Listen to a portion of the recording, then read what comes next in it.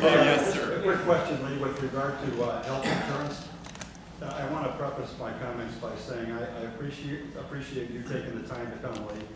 I know you had mentioned earlier that a lot of time has been taken away from your family, and I can really appreciate that. But thank you for the service you do to people, and I wish you continued good luck. I don't know that I'm looking for an answer to these questions, Lee, but I retired after 35 years teaching at Westside, and I had the rule of 85, which meant that if you had experience plus age, you could retire. I left it at 55 in the year 2000. But when you retire, you're asked to pay for your own health insurance. And at that time, Lee, and I stand to be corrected, but I believe I was paying about $400 a year. And I thought I could handle that. Well, as the years went by, Lee, here we are in 2010, and it jumped from 400 back in 2000 when I retired to 1,300 today. I had a letter from the insurance company 2 years ago saying that my rates would be increased 6%. They raised the rate 6%. Then when the team from Westside went to negotiate again this year, it went up 8%. So in the last 2 years, Lee, 2008, 2009, it's gone up almost 13%, or it has, 13 point something percent. My son, who graduated from Creighton 2 years ago, asked me, he said, "Dad, what are we going to do for health insurance?" Because he was looking for health insurance, he was no longer on my policy. I said, "Let's call the health insurance company and see what it would cost." And Lee, I don't remember what the quote was, but it was cost prohibitive. He couldn't afford to pay it, he didn't have a job. Well, fortunately, he was drafted by the Yankees, and he's in their organization now, and they're paying his health insurance. But I can tell you, Lee, right now that the average person in here I who's think under the Cubs 65, have a better health care plan. I'm sorry. I'm getting into a little baseball smack here. Oh, I see. All right. But anyway, the average person in here who's under 65, I don't think has any idea what they're paying for health insurance. One radio station here in town who's been bashing the Obama plan, and I can understand why. I called, and I just asked the district at the time who was there, you know him very well, Lee, and I said, "What are you paying for health insurance?" And his comment was, "I have no idea." And I think that's true for the average person today. When I called your office, Lee, 4 or 5 months ago, the lady who answered the phone, very gracious, nice lady, I gave her my concern, saying that my health insurance had gone up. And she said, "I can understand your frustration. I can't afford health insurance either." And there's one of your staff members, Lee, who's struggling right now who can't afford health insurance. And I know the vast majority of the people in here are over 65. Their concern is really not for those under 60, but Lee, that's a tremendous concern today. And I don't know, it's amazing. We're being inundated on radio and TV with medical ads. Our university is spending, I don't know, Lee, millions and millions just in advertising alone. And that falls back on the ratepayers. And that shouldn't be, Lee.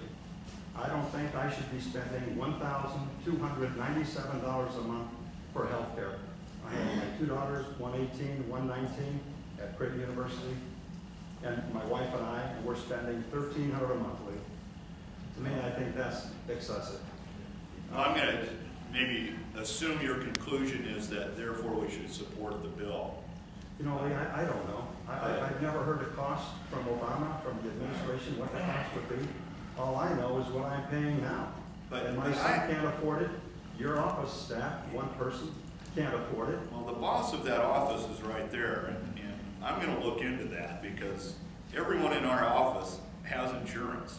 The lady told me she didn't have it, she couldn't afford it.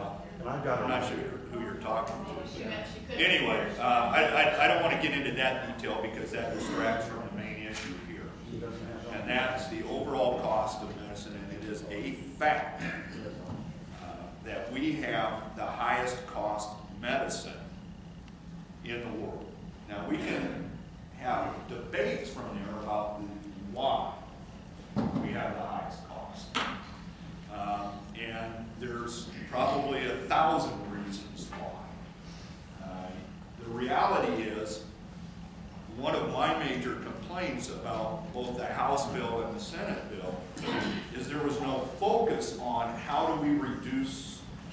overall cost. And when I see, even, I know this is the third rail and you don't touch it, but I am, Medicare. I see so much waste. I'm not talking fraud, I'm not talking about those people that set up fake shops and steal.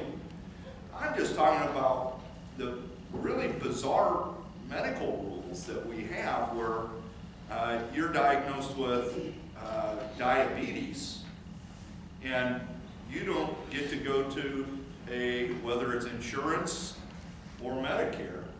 For $100, go to a nutritionist and learn how, if you're type 1 or type 2, how you use nutrition and exercise to stay healthy. And so they'll pay $100,000 to take your leg off, but not $100 to make sure that never happens. And I'll tell you what, I could probably spend the next half an hour itemizing things like that. But he raises an excellent point in the sense that this bill doesn't go to that. The issue on tort reform.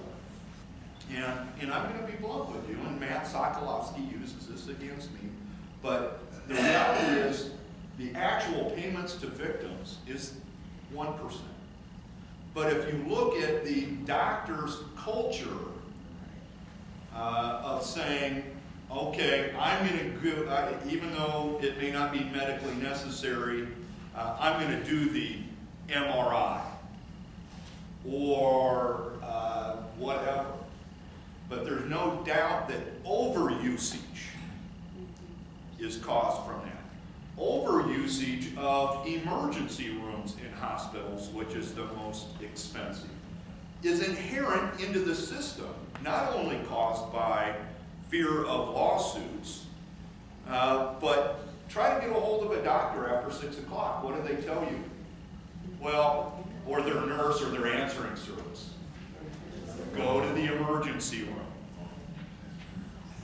That's bizarre to me. I'm sorry, that's bizarre that if you need or fear that you've got, maybe the cough has come up, you have to go to the emergency room after 6 o'clock at night. I can't even help you. And those are the type of things that we can look at. The other main thing on costs, transparency. Ask your doctors, other than maybe the cost of an office visit, how much something costs. And this is not a criticism of the doctor, it's a criticism of the system. Ask him how much something costs, and he'll probably say, I don't know. Or the patient. Well, and the point there is when pricing is secret, it tends to be more expensive because you don't have the ability as a consumer to say, you know, this doctor is equally good to you, this doctor, and they're 20% cheaper. None of that's in the system, so even transparency, and I bet you, I've said this many times, if our committee would just stop playing these games, and we all sat down and drafted our top 5 ways to reduce cost and waste in the system, our list would probably look pretty similar. But let's just take out of those, each of us giving 5, and pick 10 of them and make that a bill where we can bring down the cost of health care for everybody, seniors and everybody, by 20% by just maybe getting rid of some of the waste and creating efficiencies. Isn't that what we should be doing? Yes. Yeah.